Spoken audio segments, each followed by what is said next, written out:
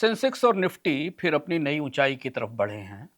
कम से कम शेयर बाजार के हिसाब से तो भारत चमक रहा है। मगर एक सवाल पूछिए अपने आप से कि अगर देश इतना चमक रहा है तो आपके मोहल्ले की वो दुकानें क्यों बंद हो रही हैं, उन्हें कारोबार क्यों नहीं मिल रहा, उस छोटे कारखाने में ताला क्यों लग गया, आपका पढ़ा लिखा भतीजा या भाई 2 साल से नौकरी क्यों ढूंढ रहा है। अगर सब कुछ इतना अच्छा है तो नीचे देश में जमीन पर इतना खाली क्यों लग रहा है। आज मैं आपको एक ऐसा सच बताऊंगा जो आंकड़ों में छिपा है। सेंसेक्स की चमक तरक्की नहीं है, ये कारोबार का एक घातक कंसंट्रेशन है। भारतीय बाजार का उदारीकरण इस तरह पलट जाएगा ये किसी ने नहीं सोचा था। देश का सारा मुनाफा, सारी पूंजी, सारा बैंक कर्ज, तीनों चुपचाप कुछ कंपनियों और घरानों में सिमट रहे हैं। आप चौंकेंगे कि भारत की टॉप 20 कंपनियां आज पूरे भारत का 80% मुनाफा कमाती हैं। 10 साल पहले सिर्फ 40% था। यानी मुनाफा दोगुनी रफ्तार से ऊपर गया और सिमट गया। ये बाजार की तेजी नहीं है, ये एक पिरामिड है। इसकी चोटी हर दिन ऊंची ऊंची और ऊंची होती जाती है और नींव और पतली होती जा रही है। और जो पिरामिड चोटी पर भारी हो, नींव में पतला हो, वो दिखता तो सबसे सुंदर है पर सबसे पहले गिरता है। करीब 3 सप्ताह पहले हमने आपको अर्थम में बताया था कि किस तरह आपकी सिप खतरे में है। आज का अर्थम उसी का अगला और गहरा संस्करण है। आइए, इस अर्थम में आपका स्वागत है।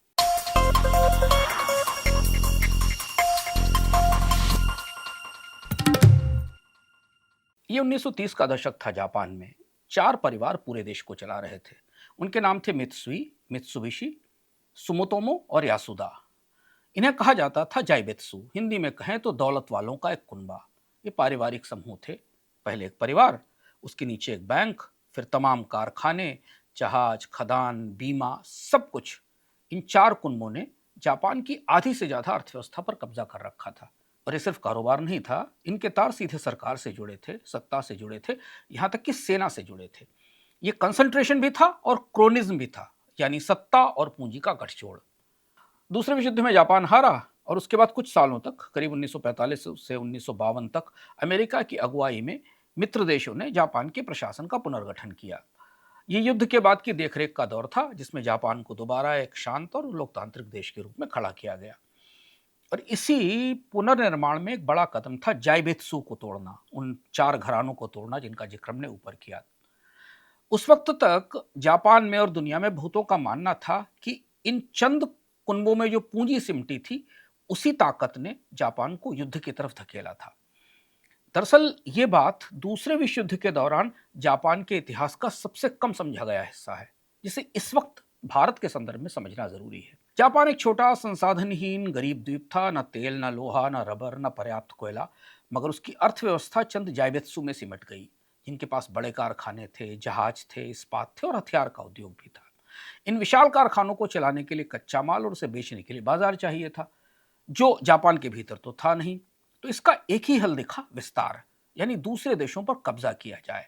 मंचूरिया 1931, फिर चीन पर हमला और फिर दक्षिण पूर्व एशिया, ताकि तेल, लोहा, रबर और नए बाजार मिल सकें। जाइबेत्सु ने, यानी 5-6 उद्योग घरानों ने सेना के लिए हथियार, जहाज बनाए और सेना के विजय अभियान को नए संसाधन दिए। और इसके साथ इन जाइबेत्सु को बाजार मिला, यानी सेना और ये औद्योगिक घराने एक दूसरे को खिलाते रहे। बड़ा कारोबार युद्ध से मुनाफा कमाता था और युद्ध बड़े कारोबार घरानों से रसद पाता था। मित्सुई, मित्सुबिशी जैसे कुनबे इसी मिलिट्रिस्ट विस्तार में गहरे जुड़े थे। तो जब देश की अर्थव्यवस्था चंद हाथों में हो तो राष्ट्र की दिशा भी कुछ ही लोग तय करते हैं। कोई मध्यम वर्ग नहीं था, कोई स्वतंत्र छोटा कारोबारी तबका नहीं था जो इस युद्ध पर रोक लगा सके। इतिहासकार इस पर बहस करते हैं कि जाइबेत्सु ने जापान को युद्ध में धकेला या सेना ने जाइबेत्सु को युद्ध में घसीट लिया। पूरा दोष सिर्फ इनका ही नहीं था, सेना, राष्ट्रवाद, उस दौर की राजनीति भी बड़ी वजह थी। लेकिन जापान से बाहर सैन्य कब्जे के पीछे जाइबेत्सु की कारोबारी विस्तार योजना का एक हिस्सा जरूर था। इसलिए जंग के बाद इन पारिवारिक समूहों की होल्डिंग कंपनियां जो जाइबेत्सु थी वो भंग कर दी गई, उनके शेयर बाजार में बेचे गए और इन पर जो मालिक परिवार थे उनकी पकड़ ढीली की गई। यानी दूसरे विश्व युद्ध के बाद जापान में कंसंट्रेशन को, एकाधिकार को जानबूझकर तोड़ा गया ताकि ताकत फिर से चंद हाथों में न सिमट जाए। मगर कहानी यहां खत्म नहीं हुई। कुछ ही सालों में ये कुनबे नए रूप में लौट आए, किरेत्सु बनकर। अब एक परिवार की जगह एक बैंक में सारी ताकत केंद्रित हो गई थी और उस बैंक के आसपास कंपनियों का जाल था। जापान में बड़े औद्योगिक घरानों का कंसंट्रेशन टूटा नहीं, बस उसने चोला बदल लिया। फिर यही मॉडल पड़ोस के देश ने कॉपी किया, दक्षिण कोरिया ने। इन्हें वहां कहा गया चैबॉल। सैमसंग, हुंडई, एलजी, दाइवू, फिर वही पारिवारिक समूह, वही सत्ता से नजदीकी, वही बैंकों का सहारा। और इन चैबॉल ने कोरिया को अमीर भी बनाया, ये बात सही है, लेकिन 1997 में लगभग डुबो दिया। 1997 में आईएमएफ से मदद की नौबत आ गई। आज का कोरिया उतना ही खतरनाक है। 5 बड़ी कंपनियां जीडीपी में 40% हिस्सा रखती हैं। कॉस्पी यानी कोरियाई स्टॉक इंडेक्स की पूरी मार्केट कैपिटलाइजेशन में सैमसंग और एसके हाइनिक्स जैसी केवल दो कंपनियां 40% हिस्सा रखती हैं। इसलिए कोरिया का बाजार हमेशा संकट में रहता है। खैर, भारत लौटिए और ताजे कारपोरेट नतीजों से निकला ये आंकड़ा पढ़िए, जिसे जानकर आप चौंकेंगे कि भारत की टॉप 20 कंपनियां पूरे भारत के कॉर्पोरेट जगत का 80% मुनाफा कमाती हैं, क्योंकि भारत में भी वही ढांचा बन रहा है। पारिवारिक घराने हर क्षेत्र में फैल रहे हैं। बैंकों का कर्ज उन्हें वरीयता पर मिलता है और वो सत्ता के आसपास सिमटे हैं। जायबेत्सु, चैबॉल और अब भारत के बड़े औद्योगिक घराने, तीनों एक ही कहानी का अध्याय हैं। आइए देखते हैं कंसंट्रेशन का इंजन भारत में कैसे चल रहा है और कैसे ये आपके रोजगार, बाजार में बढ़ती कीमतों और आपके निवेश की संभावनाओं को रौंद रहा है। पहला सवाल, भारत में कॉर्पोरेट मुनाफों की चोटी कितनी ऊंची हो गई और नींव कितनी खोखली है। पहले आंकड़ा समझिए, फिर इसकी कहानी समझते हैं। हमने आपको बताया कि भारत की जो 20 टॉप कंपनियां हैं वो देश का लगभग 80% कॉर्पोरेट मुनाफा कमाती हैं। 10 साल पहले 40% था। यानी बाकी हजारों लिस्टेड कंपनियां, लाखों छोटे मझोले कारोबार सब मिलकर 20% मुनाफे में सिमट गए हैं। ये टेबल देखिए मुनाफे के सिमटने का, जो आपके स्क्रीन पर दिख रहा है। अब समझिए इस आंकड़े का मतलब। भारत की अर्थव्यवस्था के शक्ल में बढ़ रही है। के को याद करिए, एक रेखा ऊपर जाती है और दूसरी नीचे। ऊपर वाली बड़ी रेखा चंद बड़ी कंपनियां जो और बड़ी बड़ी होती जा रही हैं, और नीचे वाली रेखा में लाखों छोटे कारोबार हैं जो छोटे छोटे और सिकुड़ते जा रहे हैं। यही वजह है कि सेंसेक्स बढ़ता है मगर जमीन पर आपको बाजार में रौनक नहीं दिखती, क्योंकि सेंसेक्स उन 20-30 कंपनियों की तस्वीर है जो ऊपर हैं। ये पूरे भारत की तस्वीर नहीं है। सेंसेक्स नई ऊंचाई छू रहा है मगर वो ऊंचाई इन 20 बड़ी इमारतों की है। बाकी शहर मुंबई की झोपड़पट्टी की तरह अंधेरे में है। और यहां सबसे बड़ा सच यह है कि मुनाफा जब चोटी पर सिमट जाए तो उसे तरक्की मत समझिए, यह अर्थव्यवस्था का सिकुड़ना है। अब सवाल हुआ कैसे? सबसे अच्छा सबूत कहां मिलता है? ऐसी कोई जगह जैसे कोई नहीं देखता, इसका सबूत मिलता है जीएसटी के आंकड़ों में। चलते हैं जीएसटी के आंकड़ों की तरफ। दूसरा सवाल, जीएसटी के आंकड़े आपको भारतीय समृद्धि के सिमटने की या मुनाफे के सिमटने की कहानी कैसे बताते हैं? जीएसटी वो टैक्स है जो हम सब देते हैं हर खरीद पर, हर छोटी बड़ी खरीद पर। आप सोचते हैं तो सब भरते हैं, इसमें कंसंट्रेशन कहां से आएगा? यही असली झटका है। जीएसटी का डेटा भारत की पूरी कंसंट्रेशन की कहानी को एक झटके में खोल देता है। और आपने जीएसटी के आंकड़े को इस तरह से कभी नहीं समझा होगा। ध्यान से सुनिए, यह आंकड़ा है कि देश में जितनी जीएसटी भरने वाली कंपनियां हैं उनमें लिस्टेड कंपनियां यानी शेयर बाजार में सूचीबद्ध कंपनियां 1% से भी कम है, केवल 0.62% है। यानी हर 1000 करदाताओं में से केवल 6 कंपनियां ऐसी हैं जो, पर ये कंपनियां जीएसटी का 35% हिस्सा भरती हैं। अब दूसरा छोर देखिए, प्रोप्राइटरशिप यानी अकेले छोटे आदमी की दुकान, छोटा कारोबार, ये देश के 80% कारोबारी करदाता हैं और ये सब मिलकर जीएसटी का केवल 13% हिस्सा भरते हैं। तो जीएसटी किसके कंधों पर टिका है? इस टेबल में देखिए। अब रुकिए और सोचिए, देश के 80% कारोबारी मिलकर 13% टैक्स देते हैं और देश की 62% बड़ी कंपनियां अकेले 35% टैक्स देती हैं। ये टैक्स का आंकड़ा नहीं है, ये इस बात का सबूत है कि देश का असली कारोबार, असली मुनाफा वो चंद बड़ी कंपनियों में सिमटा है। बाकी 80% तो किस तरह जिंदा है और इतना कमाते हैं कि वो 13% टैक्स दे पाते हैं।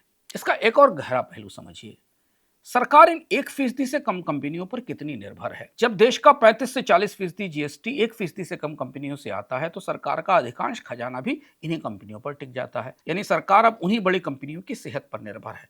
अगर वो बड़ी चंद कंपनियां अच्छा करें तो सरकार का खजाना भरा, और अगर वो लड़खड़ाएं तो सरकार के रेवेन्यू में गिरावट। ये खतरनाक निर्भरता है। पुराने जमाने में जब सम्राट होते थे तो किसानों और कारोबारों से थोड़ा थोड़ा लगान लेते थे। एक गांव सूखता था, एक गांव में फसल डूबती थी तो दूसरी जगह से काम चल जाता था। आज उल्टा है। आज का पूरा जीएसटी चंद बड़े जमींदारों पर टिका है। एक भी गिरा तो पूरा रेवेन्यू का ढांचा हिल जाता है। लेकिन एक और बात समझिए कि जब खजाना चंद कंधों पर निर्भर हो तो सरकार की नीति भी उन्हीं कंधों को बचाने में लग जाती है। और यहीं से एक सवाल उठता है कि क्या ये कंसंट्रेशन सिर्फ एक आंकड़ा है या इसके पीछे एक ढांचा है? दरअसल इसके पीछे 3 ताकतें हैं।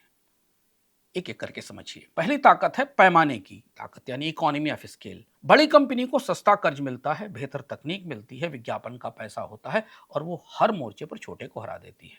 दूसरी वजह, नियमों का बोझ, जीएसटी का कंप्लायंस, हर तरह के कागज। बड़ी कंपनियों के पास कंसल्टेंट की, वकीलों की, अकाउंटेंट की फौज है। वो ये सारी लागत झेल लेते हैं और अपने प्रोडक्ट में लगा देते हैं। छोटा दुकानदार इसी बोझ में दम तोड़ देता है। नियम अमीर के लिए कागज है और गरीब के लिए दीवार। तीसरी, नोटबंदी, जीएसटी, कोविड, युद्ध के कारण महंगा हुआ आयात और कच्चा माल की महंगाई। पिछले 10 साल में हर बड़े झटके ने एक ही काम किया, छोटे को तोड़ा और बड़े को और बड़ा किया। हर संकट में भारतीय कारोबार में, कॉर्पोरेट में बड़ों की ताकत बढ़ती चली गई, क्योंकि छोटे उखड़कर उस आंधी में उड़ गए। और यही है कंसंट्रेशन का इंजन जो अब नहीं रुक रहा है। अब इस कहानी का सबसे बड़ा चेहरा देखिए। कौन से वो 3 घराने हैं जिनके आसपास सब कुछ सिमटता है? 3 घराने, 1/3 बाजार, ये कौन सी गणित है? अब इन अमूर्त आंकड़ों से स्पष्ट चेहरों की तरफ आते हैं। भारत में 3 समूह हैं, टाटा, रिलायंस और अडानी। ये तीनों मिलकर देश की सभी पारिवारिक कंपनियों की मार्केट कैपिटलाइजेशन का, यानी बाजार में शेयरों का जितना मूल्य है उसका 34% हिस्सा, 34% हिस्सा संभालते हैं। 2016 में 22% था। यानी 10 साल में भारत का 1/3 शेयर बाजार 3 घरानों में सिमट गया। और सिर्फ बाजार नहीं, इनका फैलाव देखिए। टेलीकॉम से लेकर रिटेल तक, बंदरगाह से लेकर हवाई अड्डे तक, ऊर्जा, सीमेंट, केमिकल, मीडिया, किराने का सामान। आप सुबह जो उठते हैं वो और फ़ोन का इस्तेमाल करते हैं, वो किसी एक घराने के नेटवर्क का है। जो आप सामान खरीदते हैं वो किसी एक घराने की दुकान से आया है। जिस बंदरगाह से सामान आया वो किसी एक घराने का है। जो बिजली आप इस्तेमाल कर रहे हैं वो इनमें से किसी एक घराने की है। जो कार आप चला रहे हैं वो किसी एक घराने से आती है। एक इन 3-4 प्रमुख औद्योगिक समूहों के साथ आम भारतीय का पूरा दिन बीतता है। यानी आम भारतीय अपने अपने पूरे दिन का बड़ा हिस्सा, अपने खर्च का बड़ा हिस्सा इन्हीं के आंगन में बिताता है। सुबह की चाय से लेकर रात के बिजली बिल तक हमारे दैनिक बिल का एक बड़ा हिस्सा चुनिंदा कंपनियों को जाता है। ये सिर्फ आर्थिक ताकत नहीं है, ये सौदेबाजी की ताकत है, दाम तय करने की ताकत है और चुपचाप नीतियों को बदलवाने की ताकत भी है।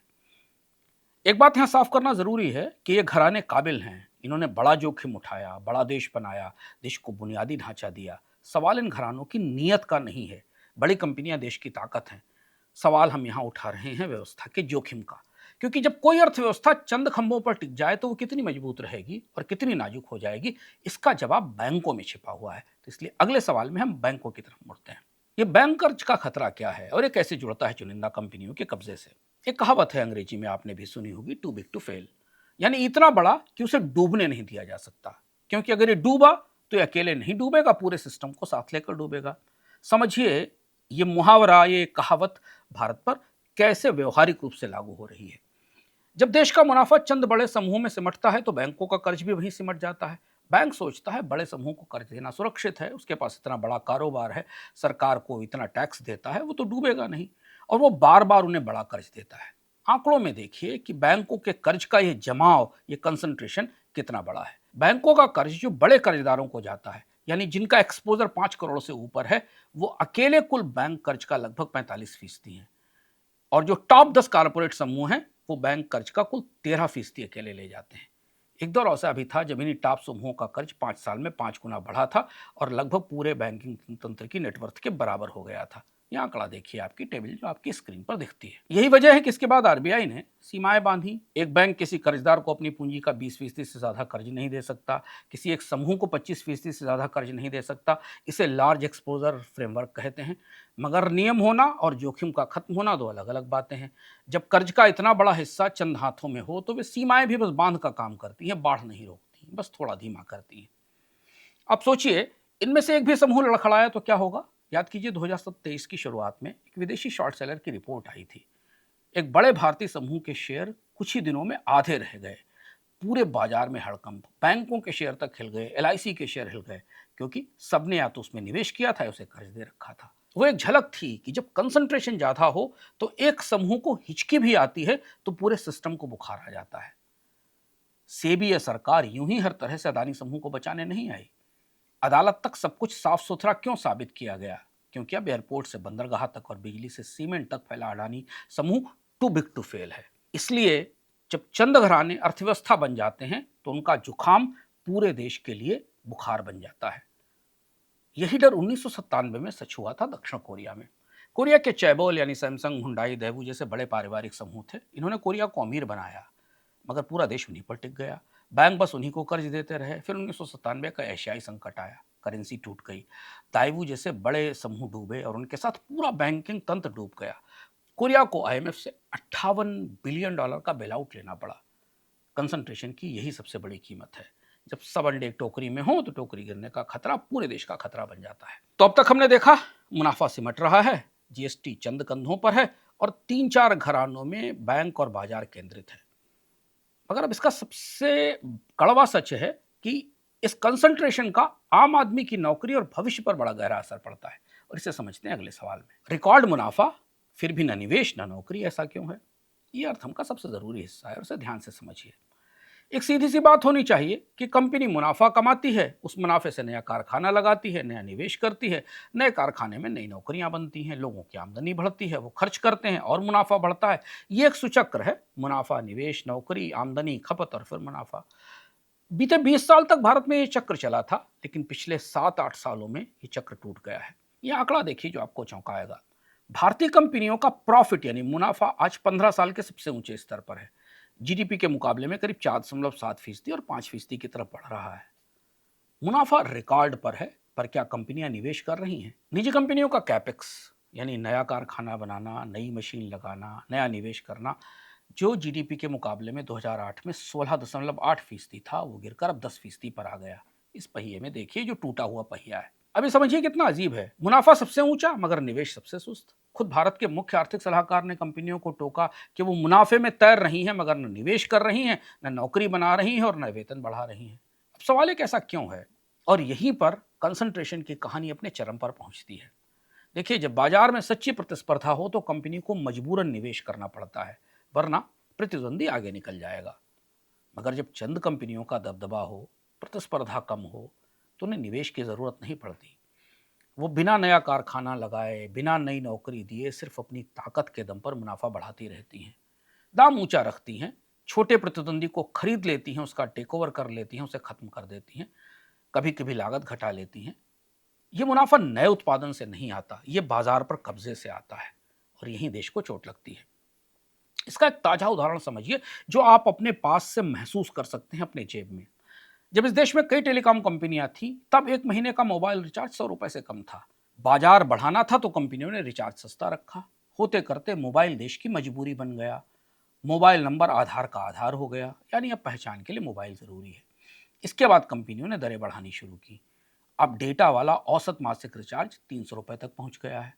कंपनियां इस तैयारी में है कि एक ही नेटवर्क पर 4G और 5G की अलग अलग कीमत ली जाए। उपभोक्ता कहां जाएंगे?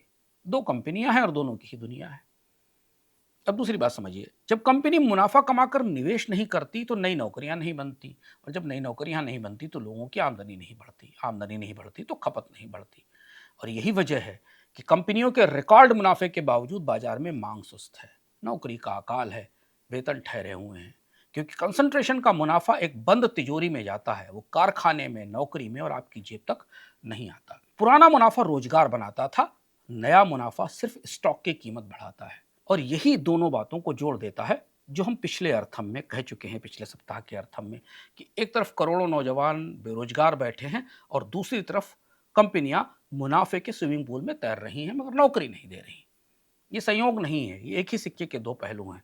जब मुनाफा चोटी पर सिमट जाए और निवेश में न बदले तो नौजवान की नौकरी सबसे पहले मरती है। और जिस देश में मुनाफा रिकॉर्ड हो और जवानी बेरोजगार हो, वो अमीर नहीं हो रहा, वो अनइक्वल होता चला जाता है। इसी दबदबे का नतीजा है कि ब्याज दरें घटे या टैक्स घटे, भारत में उत्पाद सस्ते नहीं होते। मुनाफा बढ़े या सस्ता कर्ज मिले, कंपनियां नई नौकरियां नहीं बनाती, सीमित रखती हैं। सरकार की टैक्स रियायतों के बाद भी भारत में नौकरियां नहीं बढ़ी। एक छठा सवाल, भारत में बड़ी कंपनियां हैं और बहुत छोटी कंपनियां, बीच वाले कहां गए? भारत का लापता मिडिल क्लास कहां गया कंपनियों के भीतर? अब हम इस कंसंट्रेशन की सबसे गहरी जड़ पर आते हैं और यही समाधान की चाबी भी है। एक शब्द जो आप रोज सुनते हैं ना, एमएसएमई, इसका पूरा नाम है micro small and medium enterprises, यानी सूक्ष्म, लघु और मध्यम उद्यम। नाम में तीनों हैं, एम भी है, एस भी है और एम दूसरा वाला एम भी है, लेकिन हकीकत में भारत सिर्फ माइक्रो है, बीच का एम, मीडियम, लगभग गायब है। आंकड़ा देखिए और चौंकिए। देश में 3 करोड़ से ज्यादा रजिस्टर्ड एमएसएमई है, जिनमें 97.92%, 98% मोटे मोटे समझिए माइक्रो हैं, और यानी जो सबसे सूक्ष्म है, और छोटे यानी स्मॉल जिनको कहते हैं आप, वो केवल 2% हैं, और मीडियम केवल 0.01%। यानी पूरे के पूरे कॉर्पोरेट यूनिवर्स का हिस्सा मीडियम या मझोली कंपनियां 0.1% है, 0.01%, यानी 100वां हिस्सा भी नहीं है। ये टेबल में देखिए, और यही भारत की अर्थव्यवस्था का सबसे गहरा राज है, जहां हमारी नौकरियां, जहां हमारे रोजगार और जहां हमारी खपत फंस गई है। हमारे पास लाखों छोटे हैं, रेहड़ी दुकानदार, छोटी वर्कशॉप वाले, और दूसरी तरफ कुछ बड़े विशाल चंद घराने हैं जिनकी बात हमने ऊपर की, पर बीच में कुछ नहीं है। यानी अर्थव्यवस्था में एक तरफ लाखों बौने हैं और दूसरी तरफ चंद दैत्य डेविल्स हैं, बीच में खालीपन है। अर्थशास्त्री इसे मिसिंग मिडिल कहते हैं, यानी लापता मध्यम। अब यहां असली सवाल ये कि आखिर ये जो मझोली कंपनी है या छोटी कंपनी, वो बड़ी क्यों नहीं बन जाती। ध्यान दीजिए, अमेरिका में कंपनी शुरू होने के बाद 35 साल में औसतन वो 10 गुना बड़ी हो जाती है। मैक्सिको में ये 10-30 साल के भीतर 2 गुनी हो जाती है, और भारत में उल्टा है। कंपनी शुरुआत के बाद 30 साल के भीतर 1/4 छोटी हो जाती है। सुनिए इसे ध्यान से, हमारे यहां कंपनी बड़ी होने के बजाय सिकुड़ जाती है। भारत के इकोनॉमिक सर्वे ने एक नाम दिया था, ड्वार्फ्स, यानी बौने। ऐसी कंपनियां जो 10 साल से ज्यादा पुरानी हैं लेकिन अब भी 100 से कम लोगों को नौकरी पर देती हैं, क्योंकि कभी बड़ी ही नहीं हुई। वजह ये कि सबसे पहली वजह पूंजी। छोटों को बैंक कर्ज नहीं देते, जैसा हमने बैंक वाली कड़ी में देखा था, और बड़े घराने सारा कर्ज ले जाते हैं। बीच वाले को पैसा ही नहीं मिलता कि वो बढ़े। दूसरा, स्केल का डर है। जमीन, श्रम कानून, बिजली, ब्यूरोक्रेसी बढ़ने की कोशिश पर, हर कोशिश पर सामने एक नई दीवार खड़ी है। और तीसरी वजह, सरकार ये चाहती है कि बड़े और बड़े बने, उनके लिए सुविधाएं हैं, उनके लिए टैक्स की रियायतें हैं। तो नतीजा साफ है, जब छोटा बड़ा नहीं बन पाता तो ऊपर की जगह बैठी कंपनियां बड़ी से और बड़ी होती जाती हैं। यानी जो मिसिंग मिडिल है ना, वो कंसंट्रेशन की असली जड़ है। अगर बीच में हो हजारों मध्यम कंपनियां तो बड़े घरानों को टक्कर देती, नौकरियां बनाती, मुनाफा फैलाती। अगर बीच तो खाली है, इसलिए चोटी अपने आप ऊंची होती चली जाती है। अब आपको समझ में आया कि मेक इन इंडिया क्यों फेल हुआ, क्यों जीडीपी में मैन्युफैक्चरिंग का हिस्सा बीते 20 साल से 15 साल से 14% पर टिका हुआ है, क्यों भारत के हर बड़े निवेश मेले में वही 10-15 औद्योगिक चेहरे दिखते हैं जो हर जगह निवेश नहीं कर सकते। उन मेलों में कोई छोटा मझोला तो बिरले ही जाता है, और छोटों और मझोलों के लिए कोई मेला भी नहीं लगता। लेकिन यही समाधान भी छुपा है। कंसंट्रेशन को तोड़ने का रास्ता चोटी को गिराना नहीं है, बीच को खड़ा करना है। भारत को अपने लापता एम को, मीडियम को वापस लाना होगा। कैसे होगा, इस पर हम आगे बात करेंगे, मगर आप ये समझिए कि जापान, ताइवान, जर्मनी की असली ताकत यही मध्यम कंपनियां थी। जर्मनी में मित्तेलसेन कहते थे, हजारों मध्यम कंपनियां जो दुनिया में अपने क्षेत्र की बादशाह हैं, यही कंपनियां किसी अर्थव्यवस्था की रीढ़ होती हैं, तना होती हैं। एक देश की ताकत उसके मेगा कॉर्पोरेशन में नहीं, बीच की कंपनियों में होती है। और ये कंसंट्रेशन नया नहीं है। आइए देखते हैं दुनिया ने इसे कैसे संभाला। कॉर्पोरेट के कंसंट्रेशन को लेकर दुनिया के तजुर्बे क्या कहते हैं और भारत क्या करे। कंसंट्रेशन कोई नई बीमारी नहीं है, पूरी दुनिया इसे पहले भी देख चुकी है अलग अलग देशों में, और इलाज भी खोज चुकी है। पहला सबक, अमेरिका में गिल्डेड एज था। स्टैंडर्ड ऑयल ने 90% तेल के कारोबार पर कब्जा कर लिया। अमेरिका ने एंटी ट्रस्ट कानून बनाया और उसे 34 टुकड़ों में तोड़ दिया। बाद में ही AT&T के साथ हुआ, और आज गूगल और अमेजन पर वही जांच चल रही है। अमेरिका का एक सबक है कि प्रतिस्पर्धा को जिंदा रखना पड़ता है, प्रतिस्पर्धा अपने आप नहीं रहती, नहीं तो एकाधिकार इनोवेशन को मार देता है। दूसरा सबक इसके ठीक विपरीत है। दक्षिण कोरिया को चावल नहीं बनाया, उन्हीं उद्योग समूहों ने बनाया, मगर 1997 में लगभग डुबो दिया। संकट के बाद कोरिया ने सुधार किए, बड़े समूह में पारदर्शिता बढ़ाई, बैंक कर्ज की सीमा तय की, मगर पूरी तरह चावल को तोड़ नहीं पाया। इसलिए आज भी सैमसंग अकेले कोरिया की जीडीपी का 24% हिस्सा रखती है। कोरिया का सबक यह है कि इतनी देर मत करो कि समूह इतने बड़े हो जाएं कि उन्हें छूना नामुमकिन हो जाए। तीसरा सबक, पूर्वी एशिया में कुछ सफलताएं भी हैं। जापान और ताइवान ने छोटे मझोले उद्योगों का जाल बुना, जहां हजारों छोटी कंपनियां बड़ी कंपनियों को पुर्जे बनाकर देती थी। इससे मुनाफा भी फैला, नौकरी भी फैली, और यही असली मजबूती थी जो इन अर्थव्यवस्थाओं को मिली। एक चौड़ा आधार बना, एक पतली चोटी नहीं बनी। तो भारत क्या करे? 3 कदम भारत को जो तत्काल करने चाहिए अगर सरकार सुन सके।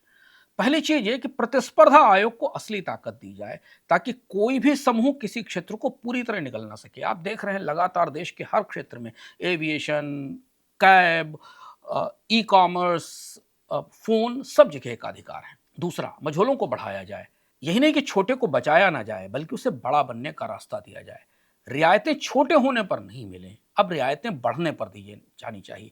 जो कंपनी नौकरी बढ़ाए, निर्यात करे, बड़ी बने, अपना टर्नओवर बढ़ाए, उसे सजा ना दी जाए, उसे ज़्यादा रियायतें दी जाएं, उसकी रियायतें एक झटके में खत्म न की जाएं, जिससे कि आगे बढ़ने का, बड़ा होने का डर खत्म हो। भारतीय छोटे उद्योगों से अगर आप बात करिए तो उन्हें बड़ा होने से डर लगता है। उनको लगता है कि अगर बड़े हुए तो उनके ऊपर ज़्यादा कानून आ जाएंगे। उनके लिए आसान नियम हो, सस्ता कर्ज हो, कम कंप्लायंस हो, ताकि भारत का लापता मिडिल क्लास वापस आए, कॉर्पोरेट मिडिल क्लास वापस आए। क्योंकि नौकरी बड़ी कंपनी नहीं, यही मध्यम उद्योग बनाते हैं। और भारत की 90% मैन्युफैक्चरिंग और सर्विसेज नौकरियां यहीं से आएंगी। तीसरा, बैंक कर्ज के कंसंट्रेशन पर आरबीआई की कड़ी नजर जरूरी है, ताकि किसी एक समूह का संकट पूरे तंत्र के लिए समस्या ना बन जाए। एक अर्थव्यवस्था की मजबूती उसकी सबसे ऊंची चोटी से नहीं, बल्कि उसके सबसे चौड़े आधार से नापी जाती है। और अब हम आ गए हैं निवेशकों पर। अंततः तो इन्वेस्टर्स वो क्या करें? सबसे व्यवहारिक सवाल कि दौर तो कंसंट्रेशन का है। सच कड़वा है मगर साफ है। आपको हमेशा निवेश सलाहकार बताते हैं कि कंसंट्रेशन तो इन्वेस्टर का दोस्त है। भारत के हर बड़े निवेश सलाहकार भारत में एक अधिकार की कहानी बेचते हैं। आपको बताते हैं कि किस कंपनी का बाजार में हिस्सा सबसे ज़्यादा है और उसका स्टॉक आपको खरीद लेना चाहिए। स्वाभाविक सी बात भी है, इंडेक्स और निफ्टी उन्हीं नामों से भरा है। जो लार्ज कैप हैं वो इन्हीं में निवेश करने वाले इन्हीं विजेताओं पर दांव लगाते हैं। मगर यहीं छुपा है असली जोखिम। जब आप इंडेक्स फंड खरीदते हैं तो आप सोचते हैं कि आप पूरे बाजार में पैसा लगा रहे हैं, कि लेकिन दरअसल आप उन्हीं 15-20 कंपनियों पर दांव लगा रहे हैं जो इंडेक्स का बड़ा हिस्सा है। आप सोचते हैं कि आप डाइवर्सिफाइड हैं, मगर वास्तव में आप कंसंट्रेटेड हैं, केंद्रित हैं, बस आपको पता नहीं है। इसलिए कोरिया का हाल देखिए। लगातार कोरिया पिछले 3 महीनों से सुर्खियों में है। आप भारतीय शेयर बाजार की चर्चा के संदर्भ में से देखते रहते होंगे। कंपनियों के शानदार मुनाफे हैं, लेकिन कोस्पी स्टॉक एक्सचेंज मंदी में है। क्योंकि जब पूरा बाजार ही 2 कंपनियों को खरीदे बैठा हो तो एक छोटा सा झटका, उम्मीदों की एक बहुत ऊंची उड़ान जो वास्तविक नहीं है, वो भी बाजार को और निवेशकों को तोड़ देती है। इसलिए 3 बातें याद रखिए निवेश के संदर्भ में कंसंट्रेशन को देखते हुए। पहली, समझिए कि आपका पैसा असल में है कहां। अगर आपका पूरा पैसा इंडेक्स और लार्ज कैप में है तो आपका पूरा भविष्य इन्हीं चंद कंपनियों में बंधा है, और ये जितनी बड़ी होती जाएंगी इनके रिटर्न उतने कम होते जाएंगे। इस पर हम विस्तार से बात कर चुके हैं। इससे पीछे के अर्थम में उसे आप जाकर देख सकते हैं, जो सिप वाला अर्थम था। दूसरी बात यह कि सच्चा डाइवर्सिफिकेशन तभी दिखता है जब मझली कंपनियां सामने आती हैं और उनमें निवेश करने को चुनिए जो कल की विजेता बन सकती हैं, हालांकि सोच समझकर, क्योंकि इनमें जोखिम भी ज्यादा होता है। और तीसरा, बड़े समूहों में भी फर्क करना सीखिए। वो समूह जिनका कर्ज काबू में है, कैश फ्लो अच्छा है, जो बेहतर है, उन्हें चुनिए। लेकिन जो सिर्फ कर्ज के दम पर फूलकर बड़े हो गए हैं वे खतरनाक है। कंसंट्रेशन के दौर में सबसे बड़ा जोखिम ये सोचना है कि जो बड़ा है वो हमेशा सुरक्षित है, क्योंकि जो जितना ऊंचा है उसके गिरने पर उतनी ही बड़ी आवाज होती है। तो हम आ गए अर्थम के समापन पर। आखिरी बात, भारत को जापान के जाइबेत्सु और चाबोल से क्या सीखना चाहिए? उन्हीं कुनबों पर लौटते हैं जहां से शुरू हुए थे। जापान और कोरिया दोनों ने वही देखा जो भारत आज देख रहा है। चमकती चोटी, खोखला आधार, चंद परिवारों में सिमटती दौलत, सत्ता से उनकी नजदीकी और बैंकों का पूरा पैसा उनकी तरफ। मगर दोनों ने अलग अलग रास्ते चुने। दोनों के सबक भारत के लिए अनमोल हैं। जापान ने जाइबेत्सु को तोड़ा तो वे कैरित्सु बनकर लौट आए। बैंकों से उनकी गहरी दोस्ती जकड़न बनी रही, और यही जकड़न आगे चलकर जापान के लॉस्ट डिकेट की सबसे बड़ी वजह बनी। बैंक डूबते हुए औद्योगिक समूहों को कर्ज देते रहे और इसके बाद पूरी अर्थव्यवस्था 30 साल के लिए जाम हो गई, रुक गई। सबक यह है कि अगर कंसंट्रेशन को नाम बदलकर चलने दिया जाए तो वो पूरे तंत्र को तोड़ देता है। आज भी जापान इन कंपनियों की ताकत से जूझ रहा है। निवेशक इनकी बैठकों में आए दिन बगावत करते हैं। जापान के कॉरपोरेट दुनिया के सबसे बड़े घोटालेबाज हैं। कॉरपोरेट स्कैम जापान के कॉरपोरेट कल्चर का सबसे बुरा दाग है जो पूरी दुनिया में चर्चित है। अब कोरिया की तरफ देखें। कोरिया ने चावल को खुली छूट दी। उन्होंने देश को अमीर बनाया। सैमसंग, हुंडई दुनिया के ब्रांड बने। लेकिन उसके बाद 1997 में कर्ज में डूबे और देश को आईएमएफ की चौखट तक ले गए। यहाँ सबक यह है कि कुछ समूह इतने बड़े हो जाते हैं कि उनकी हार पूरे देश की हार बन जाती है। आज फिर वही एकीकरण कोरिया को डुबा रहा है। करेंसी टूट रही है और बाजार ढह रहा है। भारत आज इसी दोहराए पर खड़ा है। हमारी चोटी चमकदार है, सेंसेक्स निफ्टी चमक रहा है, अरबपति बढ़ रहे हैं, भारतीय कॉर्पोरेट घराने ग्लोबल हो रहे हैं। मगर हमारा बेस, भारतीय अर्थव्यवस्था का आधार पतला छोटा होता जा रहा है। छोटा कारोबार मर रहा है, नौकरी नहीं बन रही, मुनाफा कुछ बड़ी तिजोरियों में कैद है। और यही सवाल है जो अर्थम आपके सामने रखता है कि क्या हम इस कंसंट्रेशन को भारत की प्रगति मानते हैं, जैसे जापान ने केरेत्सु को चलने दिया? क्या हम बेरोजगारों से भरे देश को चुनिंदा घरानों की उम्मीद पर छोड़ देना चाहते हैं, या प्रतिस्पर्धा, छोटे उद्योगों और नई नौकरियों के लिए कुछ करेंगे। भारत के पास वक्त कम है। हमें याद रखना होगा कि कोई एक देश अपनी सबसे ऊंची इमारत से महान नहीं बनता, वो अपने सबसे आम आदमी की समृद्धि से महान बनता है। कोरिया और जापान के तजुर्बे बताते हैं कि एक बार बड़े उद्योग घराने कब्जा कर लें तो फिर जल्दी छुटकारा नहीं होता। भारत इसी कगार पर खड़ा है। प्रथम में आज इतना ही। अगले हफ्ते फिर मिलेंगे। यदि आप रोज की खबरों के क्या और क्यों समझना चाहते हैं तो द वाई फैक्टर को इंस्टाग्राम पर फॉलो करिए, बोनस के ऐप को डाउनलोड करिए। टाइम मशीन से जुड़िए इतिहास के किस्सों को जानने के लिए, इंस्टाग्राम पर बुकलू से जुड़िए किताबों के बारे में जानने के लिए, और यदि आप पूरे सप्ताह की घटनाओं का असर अपने पोर्टफोलियो पर समझना चाहते हैं तो लिंक्डइन पर फॉलो करिए मुझे और पॉलिसी एंड पोर्टफोलियो को।